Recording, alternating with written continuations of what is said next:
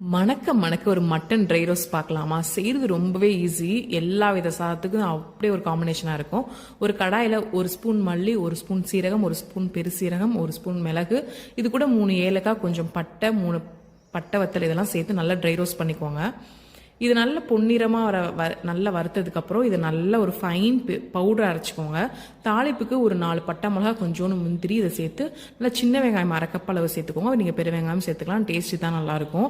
கொஞ்சோண்டு இஞ்சி பூண்டு பேஸ்ட் சேர்த்து நல்லா பச்சை வாடை போகிற வதக்குனதுக்கப்புறம் மஞ்சள் தூள் மட்டும் சேர்த்துக்கோங்க போதும். இதை நல்லா எண்ணெயிலே நல்லா பிரட்டி விட்டுட்டு கொஞ்சோண்டு உப்பு சேர்த்து வேக வச்ச மட்டனை சேர்த்து தண்ணி இல்லாமல் சேர்த்துக்கோங்க. நல்லா பிரட்டி விட்டதுக்கப்புறம் கடைசியாக அந்த அரைச்சி வச்ச பவுடர் இருக்கு இல்லையா, அதில் 1.5 ஸ்பூன் சேர்த்து நல்லா பிரட்டி விட்டுட்டு ஒரு நிமிஷத்துக்கு லோ ஃப்ளேமில் அப்படியே மூடி போட்டு வச்சுட்டு நீங்கள் சர்வ் பண்ணிங்கன்னா அட்டகாசமாக இருக்கும். எல்லா வித தயிர் சாதம், சாம்பார் சாதம், பருப்பு சாதம் எல்லாத்துக்கும் இருக்கும். இது வெறுமனையாக ரைஸில் கூட பிரட்டி சாப்பிடலாம். ட்ரை பண்ணி பாருங்கள்.